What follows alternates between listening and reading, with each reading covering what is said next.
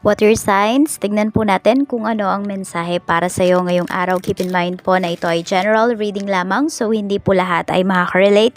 So be open-minded. Sa mga hindi pa po nakasubscribe dito sa ating channel, please subscribe na po kayo and pa-like na din po ng ating video. At sa mga nais pong mag-avail na ating private readings, Lucky Stones and Amulet, makikita nyo po yung link sa description box below.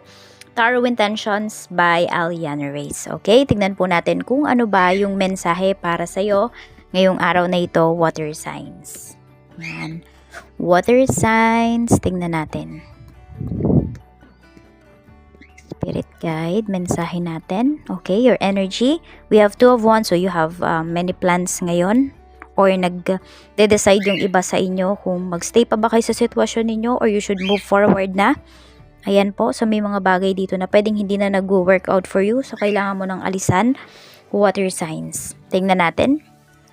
Pagdating naman sa, sabihin natin, pagdating sa family pala, we have Three of Swords. Ayan, so pwedeng meron kayong problem or meron kayong family problem ngayong araw na ito. Yan o. So, pwedeng may nawala, may umalis na family member, you know. So, ito siguro yung pinagde-decidean mo if, ano ba, magstay ka pa ba kung nasaan ka ngayon? Or wala na bang, or kailangan mo nang umalis sa comfort zone mo. Water signs. Tignan naman natin pagdating sa friend. Ayan. So, nalulungkot yung iba sa inyo kasi pwedeng may nawala na family member. Pwedeng ito, pwedeng umalis. Pwede rin naman na, ayan, yung iba sa inyo ay nagluluksa pa. Pwede rin. Tignan natin. But you feel broken hearted. Yan. Tignan natin sa pagkawala ng tao na to. You know, that person is a big loss talaga. Yun yung nafe-feel ng mga family members mo dito. Kung hindi man ikaw nakaka-feel yan, water signs, could be a family member. Mga family members mo, sila yung nakaka-feel nung loss na yan. Tignan natin pagdating sa friends mo. We have the Hierophant. So, pwedeng meron kang kaibigan na ikakasal. So, pwedeng ma-invite kayo dito, water signs. Ayan, no? So, the Hierophant. And also, pwede rin na may mga adventures kayo na pupuntahan ng mga kaibigan mo. Or more on retreat, pwede rin. Ayan po. So, piliin mo lang din talaga yung mga tao, no, na makakasama mo. Ito, yung mga kaibigan mo ngayon, water signs, is makakabuti talaga sila sa'yo. Sa totoo lang. Ayan, no. Kaya, kung papipiliin ka, sumama ka sa kanila because madami kang matututunan from your friends. Tignan naman natin pagdating naman sa, ayan, so this is our friends. Ito naman pagdating sa love life mo, we have King of Swords. Okay, so pwedeng meron kayong, yung iba sa inyo medyo nakikita mo na parang nanlalamig sa'yo yung person mo, pero actually hindi naman. Pwedeng busy lang talaga siya or very direct lang talaga magsalita yung person mo. Yung iba sa inyo, hindi na kayo nasanay, water signs, na ganyan ba? Na ganyan ka, straightforward magsalita yung person mo. So, parang kapag meron kayong mga pagtatalo or meron kayong pag-uusap, nasasaktan ka pa rin. Siguro sabihin mo na lang sa kanya, kasi maiintindihan naman niya pag sinabi mo sa kanya kung, oh yan, kunwari, bakit ka ba nasasaktan? Or ano ba yung nasabi niya na nakasakit sa'yo? Yes, very straightforward siya, but kayang-kaya niya naman talagang umintindi. Tignan natin, pagdating naman po sa money, we have naman Five of Pentacles. So, yung iba sa inyo, pwedeng meron kayong problems in terms of money. Kaya nga ito, kung ano tong pinag-iisipan ninyo, pwedeng dyan sa lugar nyo ngayon, kung nasaan kayo, water signs, pwedeng walang pera. Kaya po, nag-iisip kayo dito kung ano ba yung gagawin ninyo. Or nag-iisip kayo kung magstay pa ba kayo sa comfort zone ninyo or hindi na. Aalis na ba kayo? Ayan, so yung iba din sa inyo, pwedeng there's parang yung mindset nyo kasi, pwedeng lagi nyong sinasabi, ang hirap, ganyan, kaya pwedeng mas lalong dumarating sa inyo talaga is kahirapan. So, wag nyo bang i-embrace, wag nyong i-affirm na kayo ay nahihirapan, kayo ay mahirap. So, alisin nyo yun sa life po ninyo. Tignan natin kung ano pa yung mensahe. Pagdating naman po sa, ayan, so this is money. Sa career mo naman, kamusta? We have Queen of Pentacles, ayan po. So, pagdating dito naman sa career mo, nakikita ko para sa'yo, water signs is magpo-progress kapag dating sa career mo. Kailangan mo lang talagang pagtuunan ng pansin. Parang instead of the negatives, yung tignan mo, yung positive things na dumating sa buhay mo, or yung mga nangyayaring positive things sa career mo, yung tignan mo ngayon. Huwag yung mga negative. Ayan, you're very generous and you're very practical at the same time.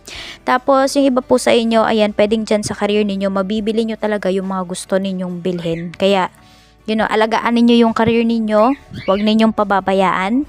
Sabihin natin, ngayon, kung maliit lang yung kinikita nyo dyan, and diba, hindi nyo alam sa mga susunod na buwan, pwedeng, magkaroon kayo ng salary increase. O kaya naman, pwedeng mas may maganda pa kayong opportunities na mahanap. So, alagaan nyo yung current career po ninyo. Lalo na kung yan yung nagbibigay sa inyo ng maihahain sa hapag ngayon. Tignan natin, sa business mo naman, kamusta? We have 6 of Swords. So, may paglayo talaga na pinapakita sa'yo dito sa universe. Even dito sa business mo, so yung iba po sa inyo, baka kayo to, nagdadalawang isip kayo kung lilipat ba kayo ng pwesto. Or i-extend nyo ba yung pwesto ninyo? Baka sabihin natin dati, isa lang yung inuupahan nyo. Ngayon, uupahan nyo na din yung kabilang pwesto. So, lumalaki, nag-i-expand po yung business ninyo. And for some of you naman, pwedeng meron kayong mga gustong itry dito na mga bagong produkto, ganyan po.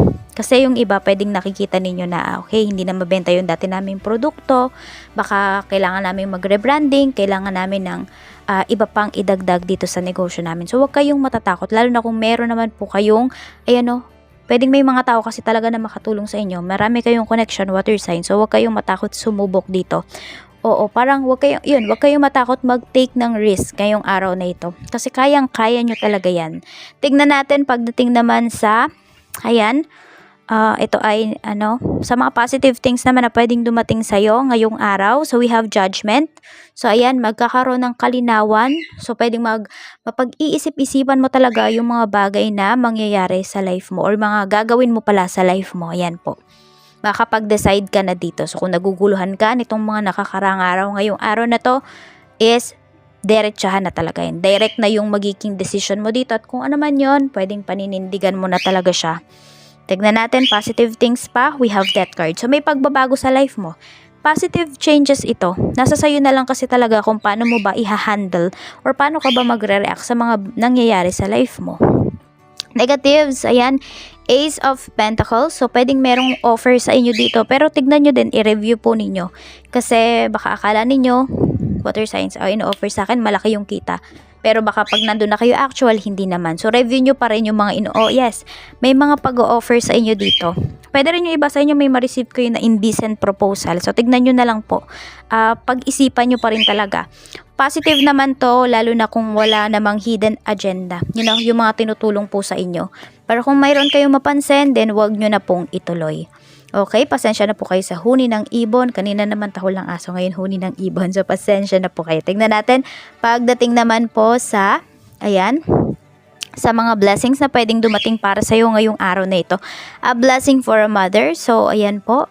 Pwede na meron dito nga ay malapit ng mga anak or could be first time mom po kayo or kung meron kayong hidwaan or tampuhan ng iyong mother, so pwedeng maayos siya ngayong araw na ito. So parang mas ma-appreciate kayo ng inyong mga anak, mas ma-appreciate ninyo yung inyong mga magulang, water signs ngayong araw na ito. Tignan po natin kung ano pa yung mensahe pagdating naman po sa mga blessings pa pala para sa life mo.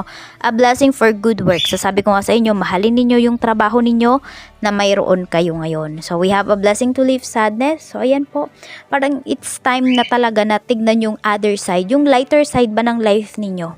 Water signs, huwag kayong laging mag-focus dun sa negative side, sa darkness, see the light. Yun po yung gawin po ninyo. A blessing on the senses that give the world to you. So, ikaw na lang talaga yung gagrab ng opportunity dito. Nasa sayo na talaga yun. Yun yung sinasabi dito. Ang daming blessings na nilaan sa'yo ni universe. Pero pwedeng hindi mo naman ginagrab yung mga opportunity. So, may mga times na pinapalagpas mo siya. A blessing on growing older. So, you are old enough na to take risks. You are old enough na para to stand on your own. Yun yung sinasabi sa'yo dito. Ayan, no? Ano ba yung mga plans ninyo sa life ngayon? So, i-push nyo na daw yan, sabi ni universe. Wag na kayo magpatumpik-tumpik pa. O, wag nyo nang hintayin. Or ano ba? Basta salain ninyo kung ano ba yung mga gagawin ninyo ngayong araw. Ito po yung inyong mga lucky numbers. You have number 30, 20, 12, 18, 38, and number 7. Maraming salamat po. Mag-iingat kayo always and more blessings to come. Bye-bye!